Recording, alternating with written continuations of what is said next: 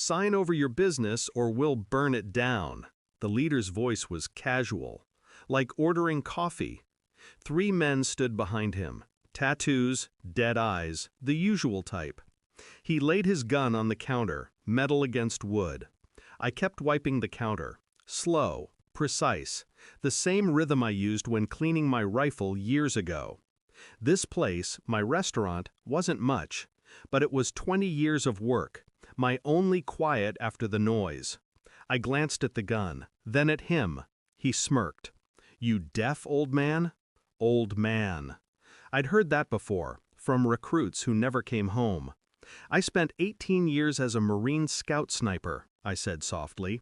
"I know 93 pressure points that'll drop you dead without a sound." They laughed. Always the same. People laugh before they understand what kind of man they're standing in front of. I walked to the door, turned the key. The lock clicked. "Nobody leaves," I said. "Not until I'm done." The laughter died. They didn't come for money. They came because someone sent them.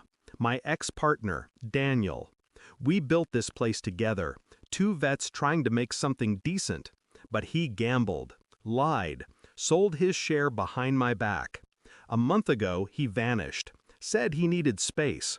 I found out later he'd been selling our supplier lists to a local gang, the same one now standing in front of me.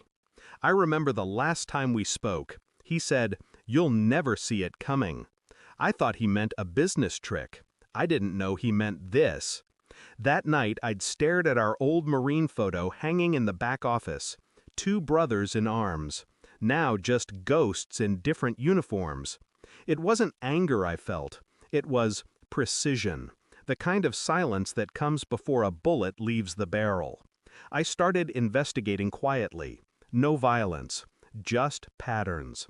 Every order from suppliers that went missing, every bill that didn't match the books, it all traced back to Daniel. I pulled phone logs. His number appeared on burner phones connected to the gang's warehouse. He used my recipes, my reputation, and my trust. Sold it all for pocket change. Still, I said nothing. I waited. The gang came twice that week, once to warn me, once to negotiate. Each time I smiled, listened, let them believe I was afraid.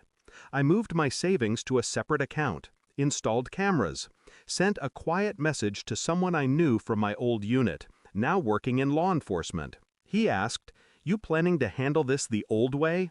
I said, "No, I'm done with blood." But that was only half true. 2 nights later, I got the call. My contact had the footage.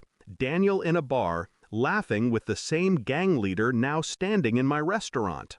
I watched the video alone. The sound was poor, but I caught one line. "He's soft now," Daniel said. "He won't fight back." That's when the calm settled in. That deadly, deliberate calm I hadn't felt since Kandahar. The next morning I called Daniel, told him to come by, said I wanted to make peace. He showed up late afternoon, wearing that fake smile he always used when he wanted something. He didn't notice the gang's leader and his men already waiting inside, because I'd invited them too.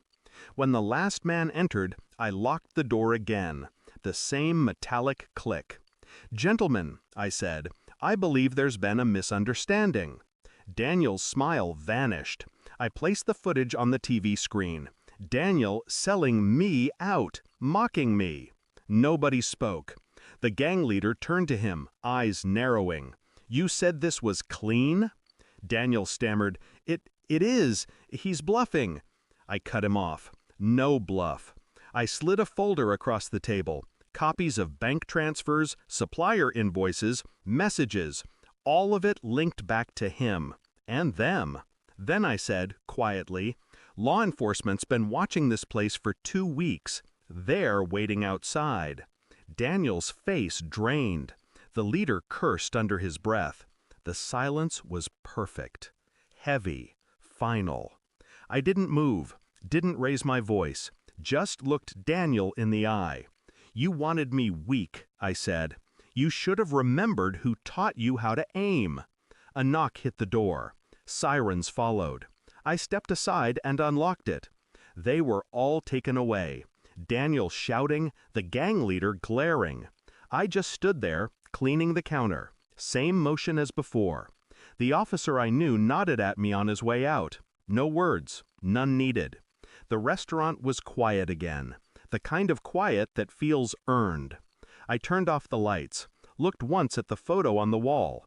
2 Marines, 20 years younger, thinking they'd never turn on each other. Then I whispered, more to myself than anyone, "You were right, Daniel. I didn't see it coming." Pause. "But you never saw how I finish things." And I walked out, locking the door for the last time. End. Thanks for watching. Don't forget to like, share, and comment. Subscribe now to Cheating Stories Insight World for more amazing stories.